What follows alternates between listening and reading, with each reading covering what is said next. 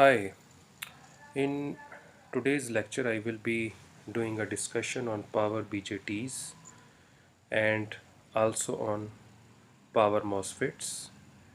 And for the power BJT, these will be the topics of discussions. As you can see over here, the basics, structure, symbol, modes of operations and applications of power BJT. So, how is power BJT different from a simple BJT which you have seen in electronic devices and circuit subject?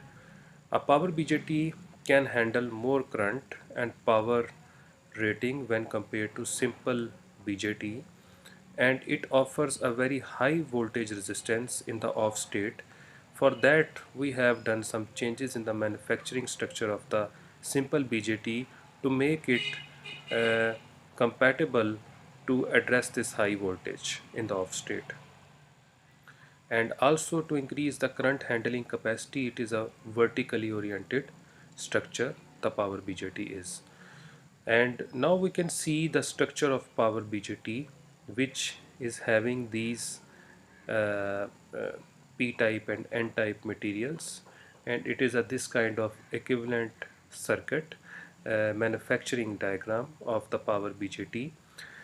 And over here you can observe two things. One is that we have used the n plus, n plus and p plus for collector, emitter and base. This is because we have increased the charge carrier values at these locations in order to increase the current handling capacity of this power BJT, and to increase its voltage handling capacity in the off state we have installed a drift layer over here, which makes this power BJT compatible to address high voltages in the off state. So it has the N region, N negative region, which is acting as a drift layer over here and which is increasing its voltage blocking capacity in the off state. And these were some amendments which were happened in the simple BJT for the power BJT to make to increase its current handling capacity and its voltage handling capacity. So uh, we have two symbols of this power BJT. The first one is the NPN and second one is the PNP symbol, where we have collector, emitter, base and this kind of symbol, and these are the uh, p-type and n-type denotation of these respective terminals, and same is for that PNP power BJT. We have about four modes of operation. The first one is the cutoff mode, in which we have both the base emitter and the collector base junctions in the reversed bias. In the active region we have the base emitter junction in the forward bias and collector base junction in the reverse bias. And we have two saturation regions for the power BJT, but for the simple BJT we have only the saturation region, which is one, while for the power BJT we have two saturation regions. The first one is the quasi saturation, and which is where when the base emitter and the collector base junction of the power BJT are in forward bias, then the device will be used as in quasi saturation region. And in hard saturation we have uh, over here one one of the same configurations which are used for the quasi saturation. So in hard saturation, the both the base emitter and the collector base junction are in the forward biased. So what will be a difference over here is that when the saturation use is in low power conditions, then we employ the quasi saturation, and when it is the use of power BJT is in the high power rating, then it will be the hard saturation, which is justifying the use of that device. So we will when once see the IV characteristics of the power BJT which is happening over here, this thing will be more clear.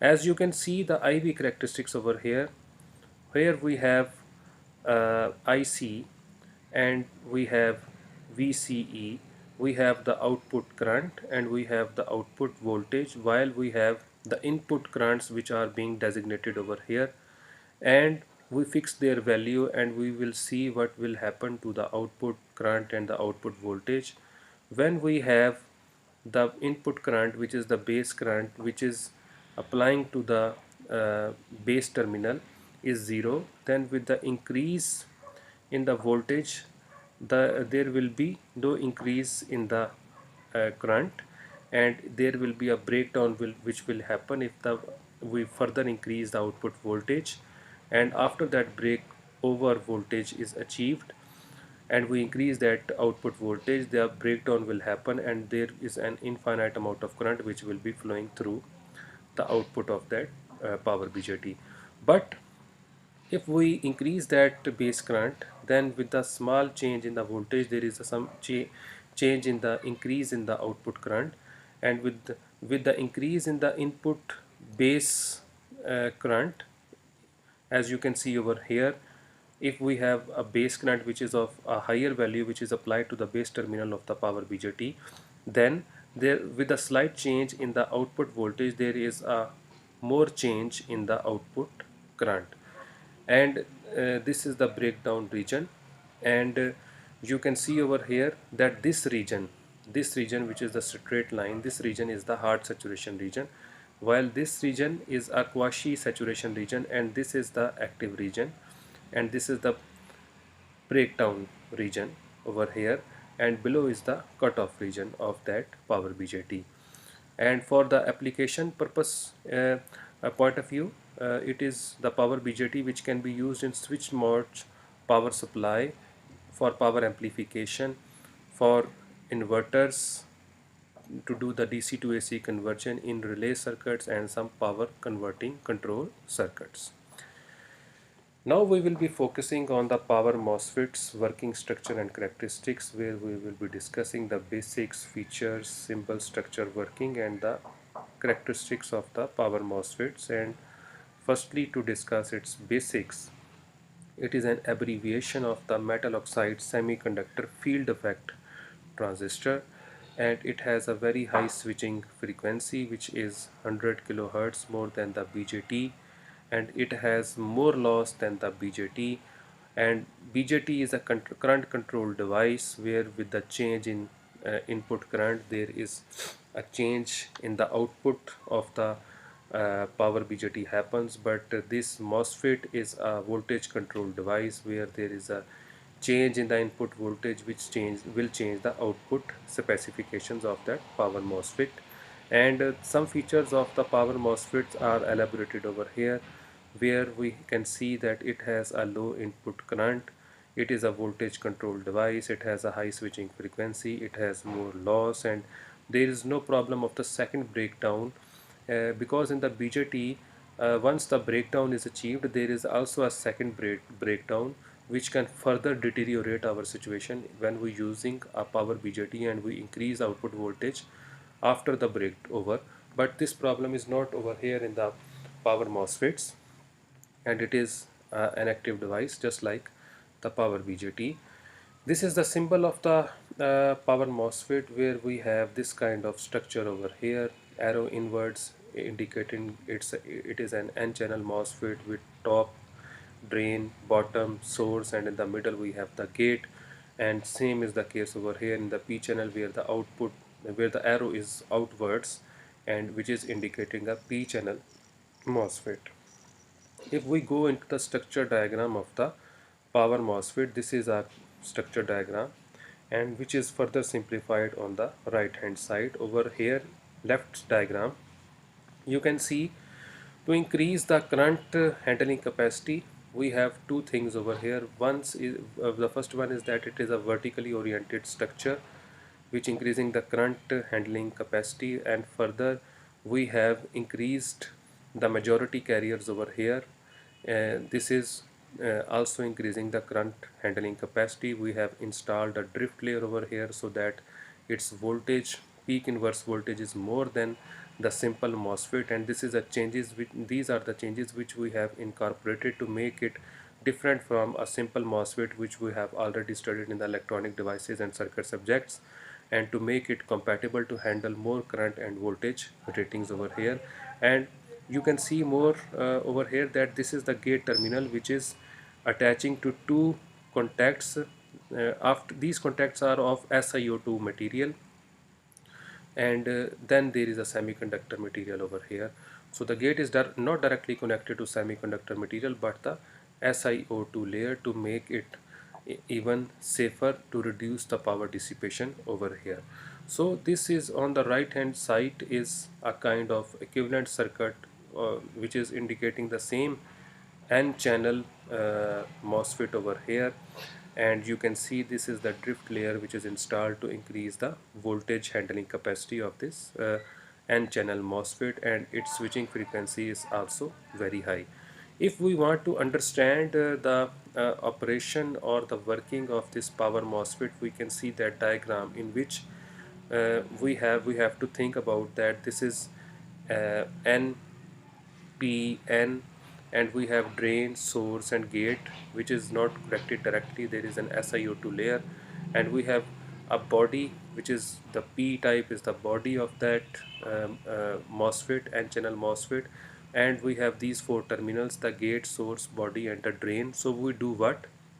We connect the gate with the body, and positively we connect the gate with the reference to the body with the VGS voltage, and we have SiO2 layer over here. So and then we have connected the drain with the source which is VDS, and over here which is the input voltage and which is the output. This is the input voltage which is VGS, and this is the output voltage which is VDS, and this is the output current which is the ID which is flowing from here to there. So you do not think of this thing, you just think that over here we have a P-type material and this is not something.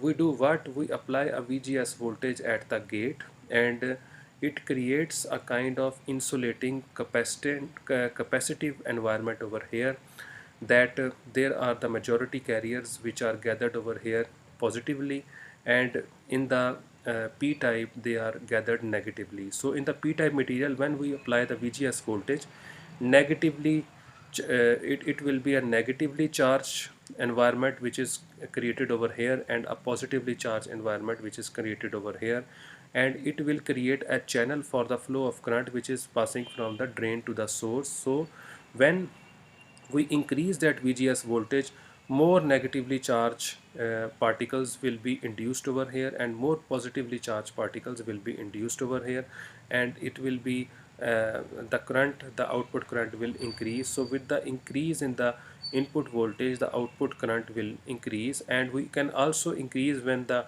output voltage as well, then the output current will also increase. So it depends upon the input and the output voltages. So now we can think about two characteristics of the power MOSFET. The first one is the transfer characteristics, where we fix the output voltage which is VDS, and we have y-axis indicating the output current and the x-axis indicating the input voltage. And we can see when we increase the input voltage, there is a kind of small change in the output current. Once the breakover is achieved over here, then with the increase in the input voltage, it will be a linear increase in the output current if we fix the output voltage.